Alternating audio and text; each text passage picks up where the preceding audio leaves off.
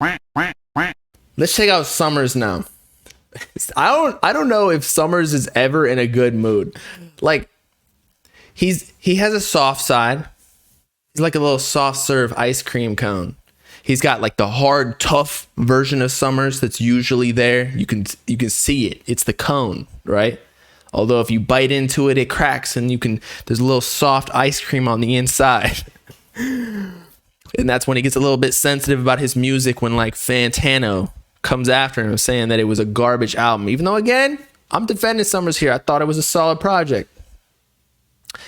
But there was a video posted, of him with his fans. Somebody grabbed his wrist. I understand. I mean, he got, no matter what wrist it was, he got 2 watches. He got like the AP, what's it called? Iced out. And then he got something else. I don't know. I guess it's a new trend to be rocking 2 watches nowadays. I definitely could not do that. I do need to get more jewelry though. Write it off on marketing. If his accountant is smart, that's what they're doing. But as I was saying, getting pissed at the fans for grabbing his wrist. And I understand. Right down here. Hey, listen. Hey, chill, y'all chill. I'm gonna take pictures with y'all. Wait, don't get on my car. You heard me? Yeah, for sure. Who was grabbing my wrist? Oh God, that was me. Don't do that. Don't. That was me. Never do that shit no more. Do what the fuck. Right down here. I mean, look, he's taking pictures with the fans like they wanted. So hey, he's a good guy for doing that. And I do agree again. I mean, he just bought this car, right? $250K, $250,000 that he worked so hard for years in SoundCloud and the underground to get this $250,000 car.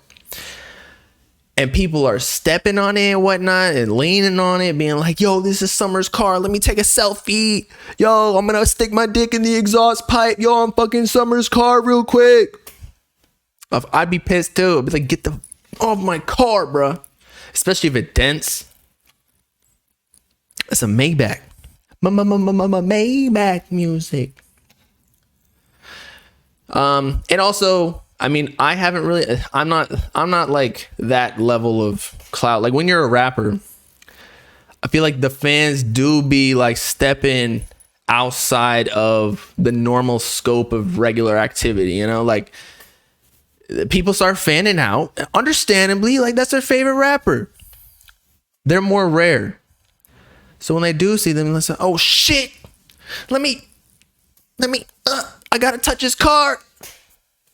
They get signatures, all that. So I get it. I get both sides. Would I be doing the same thing if it was Cardi alone?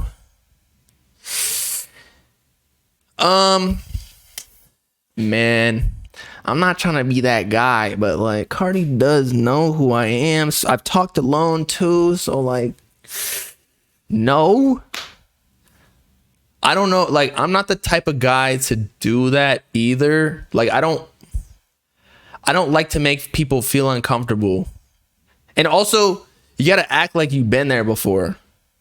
People, especially rappers and like people who have fame and clout, if you treat them like a normal human being, they think that you're like their status. However, if you put them on a pedestal, it's almost like getting hosed.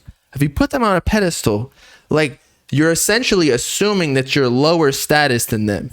But again, if you act like a regular person to them, they'll be like, "Oh, who is this? Is he like the manager for Drake?" Now, I'm not saying on the inside I wouldn't be like, "Oh shit, I'm next to Cardi." I'm not saying I wouldn't like start recording on my iPhone, seeing if I can get a snippet of just him saying some words so I can sell it to all these leakers for 20 racks.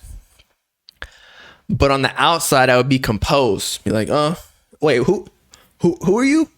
Oh, you're Cardi? Oh, I think I've heard your music before. Are you on like, did you have a feature with Ice Spice or something? Oh, no?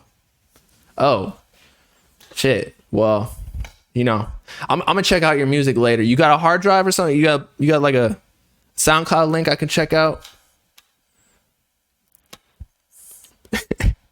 Of course I'm not getting invited to the studio with Cardi. Are you kidding me? He's kicking out everybody at the studio.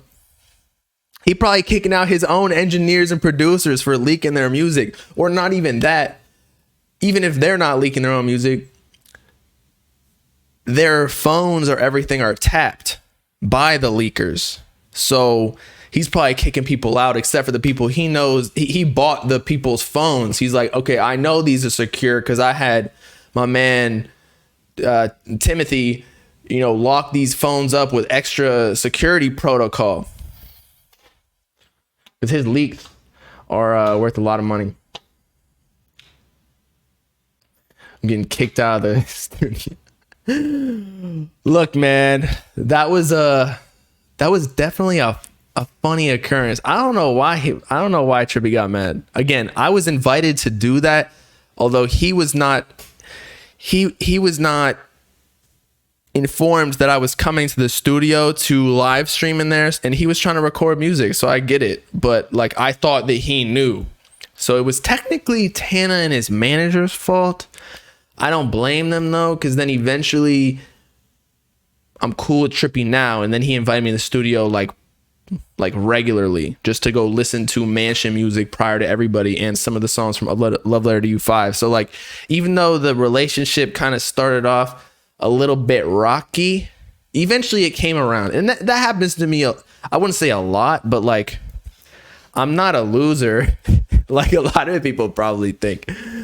Like if they actually get to know me, I'm not like trying to ruin people's lives, trying to get selfies and shit. Although I'm not gonna lie, I have been tempted to like record snippets, but I figured if I get caught, that would be the worst thing possible, because then I would never get invited back. I would not. I'm not blackballed at all. Shit, the labels pay me. If anything, I be blackballing some artists. If they start blocking me and start acting weird, I'll be like, why am I supporting you, bro? I don't give a shit. Even if especially when the labels be paying some shit rates sometimes, I'm like, get out of here, bro. Get out of here. I ain't doing none of that.